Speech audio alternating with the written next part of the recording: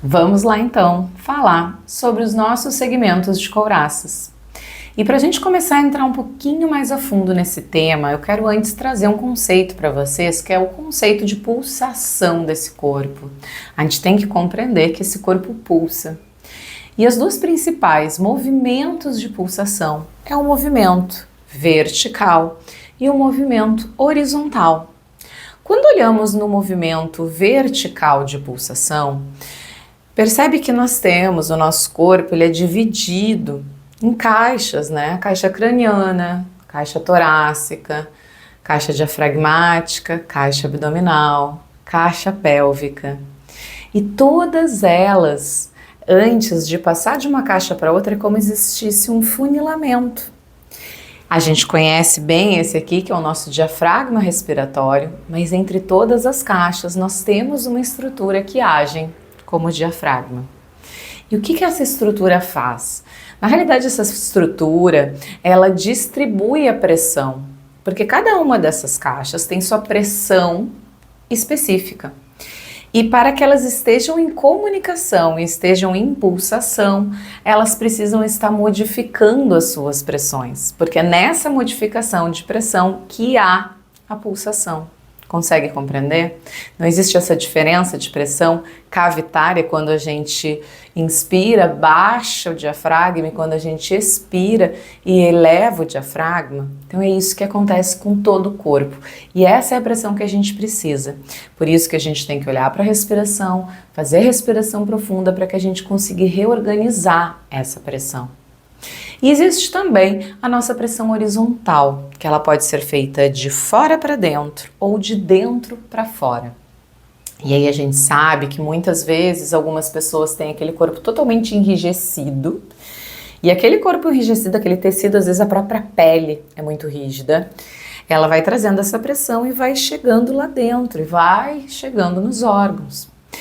E também tem aquelas pessoas que parecem muito relaxadas e que na realidade tem uma pressão interna muito grande. E aí aquela pressão interna que inicia lá nas sensações viscerais começa também a empurrar para fora e chegar nessa parte dos nossos tecidos mais superficiais. E até aí, ok, se a gente consegue pulsar, expandir e contrair, tá perfeito. E pode ser que alguma fase da nossa vida a gente esteja mais expandido, a gente esteja mais contraído. Só que acontece que a couraça, como a gente viu no vídeo anterior, ela fica paralisada naquele movimento. E aí ela vai trazendo prejuízo, ela vai trazendo sintomas, ela vai causando, iniciando uma doença.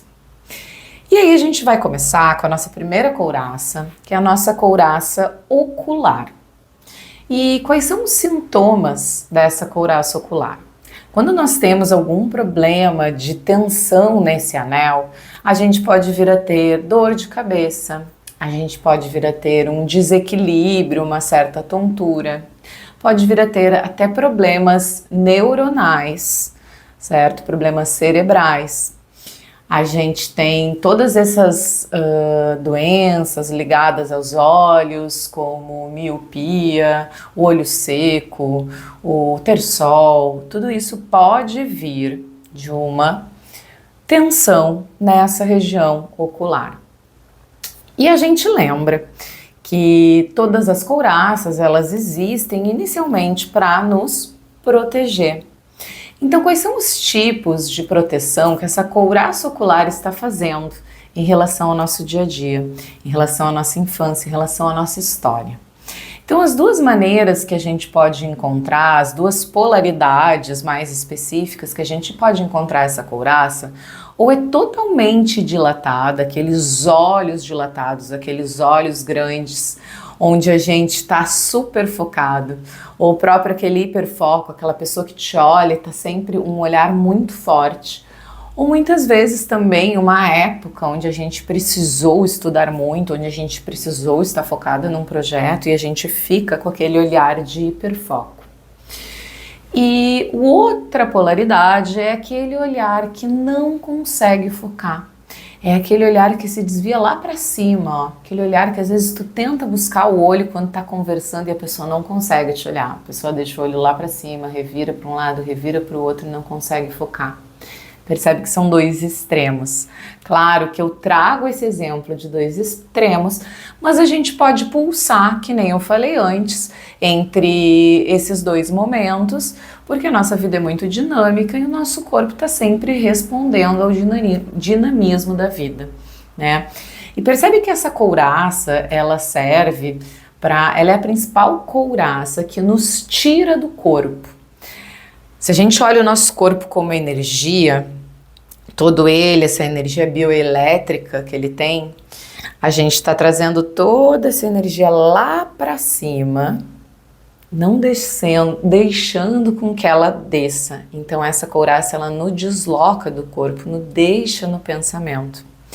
E aí nesses dois casos, eu posso dar um exemplo assim, aquela pessoa que precisou desenvolver o hiperfoco lá na infância, porque ela vivia num ambiente mais hostil, num ambiente onde os adultos tinham muitas mudanças de humores, onde tinham muitas brigas, então ela precisava sempre estar atenta, sempre estar controlando como é que está o pai, como é que está a mãe, como é que está a irmã, como é que está o funcionamento da casa, para compreender como é que ela poderia se portar. Isso acontece bastante. Isso pode ser, então, ter iniciado nessa fase da infância. E no caso de quando a gente desfoca, olha para cima, não consegue estar aqui mantendo esse contato visual, muitas vezes é de algo que nos aconteceu que foi tão traumático, que foi tão forte para nós que não tínhamos ferramentas emocionais para lidar, que a gente precisou sair da realidade e ficar lá na imaginação. E a gente precisou ficar lá preso na nossa historinha, às vezes até essa preso na nossa historinha, até aquilo que a gente... Sabe aquelas historinhas que a gente reconta pra gente? E que às vezes, quase sempre, essas historinhas são só historinhas para nos proteger de algo? Então, é quando a gente fica lá em cima, ó, com aquele olhar, naquelas historinhas. E muitas vezes... As pessoas que têm essa questão na couraça ocular, elas necessitam de algo químico para aterrá-las. Então são muitas pessoas que vão ter tendência a utilizar substâncias químicas como álcool, como cigarro, medicação, para que traga esse aterramento. Então, o que eu quero propor com essas práticas corporais é que a gente possa trazer exercícios para que a gente vá flexibilizando essa couraça. Porque a gente sabe também que essas couraças, elas acontecem sim dessas questões emocionais, mentais, mas elas também podem acontecer de uma questão física. Hoje em dia estamos muitos a horas do nosso dia, numa tela, de um celular, de um computador e tudo aquilo com aquele olhar fixo para enxergar. Pode ser que a gente acabe fazendo com que essa couraça também se forme. Então, esses exercícios, eles são super indicados também para quem faz esse uso excessivo de tela, para quem tem todos esses sintomas que eu trouxe no início do vídeo. Então, vamos começar com a prática? Então, a primeira coisa, quando a gente vai fazer uma prática de couraça ocular, lembra que a couraça ocular nos leva para o mental. A gente vai posicionar bem esses pés no chão, aterrar esses pés no chão, sentir essa presença. Se você puder fazer esse exercício também lá na graminha, onde você coloca esse pé no chão, reequilibra a polaridade desse corpo, é o ideal. Então a gente vai ficar lá sentado, senta sobre a base do teu corpo, percebe toda essa linha aqui da sua coluna e a gente começa esfregando as mãozinhas uma na outra e trazendo aqui para o nosso globo ocular, descansando esses olhos. A gente deixa os olhos abertos, porém a gente descansa eles nesse calorzinho aqui das nossas mãos, nessa luminosidade mais amena, e a gente respira. E depois a gente traz mais um pouquinho.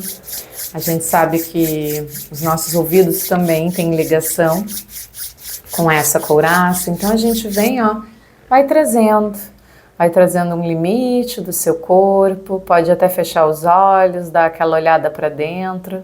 Sempre estamos tão conectados com o mundo lá fora, então a gente aproveita esse momento para olhar para dentro, respirando. E aí a gente vai soltando as mãos e começa a movimentar esse globo ocular. Então a gente pega lá, inspira, solta o ar, olha para a direita, inspira, solta o ar, olha para a esquerda, inspira, olha para cima, inspira, olha para baixo. E aí a gente repete. Pode fazer mais ou menos umas 4 vezes de cada.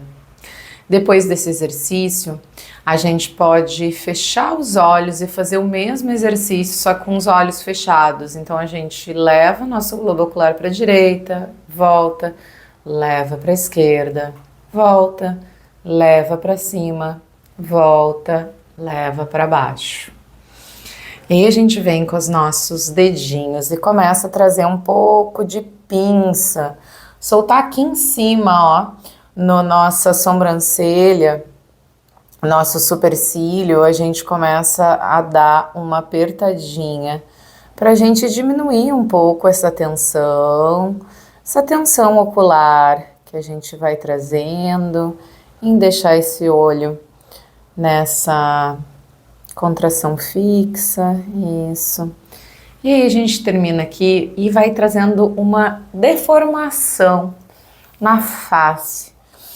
Inspira, expira, desfazer um pouco essas contrações que a gente vai trazendo no nosso dia a dia. Inspira, solta, inspira, solta. Isso. E aí a gente pode depois trazer lateralmente, colocar uma mão aqui na base do crânio, a outra na testa. Aperta, inspira e solta. E a gente aperta, inspira e solta. Mais uma vez.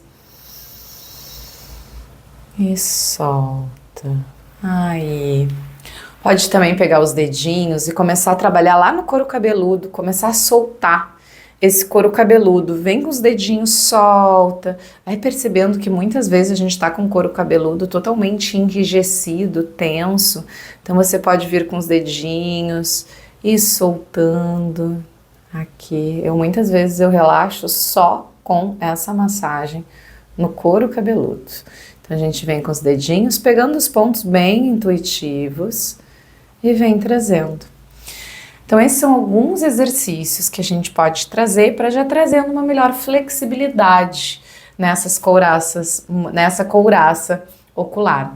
A gente sabe que a couraça, ela pode ter vindo de algo repentino, mas quase sempre ela vem vindo de um acúmulo de estímulo. Então é evidente que não vai ser de uma hora para outra que a gente vai conseguir, a gente nem quer tirar essa couraça. A gente quer apenas flexibilizar essa tensão ou essa distensão para que a gente consiga voltar a pulsar, distribuir melhor a nossa energia e se sentir melhor no nosso corpo. Então, pessoal, espero que vocês tenham gostado dessa aula. Um beijo grande!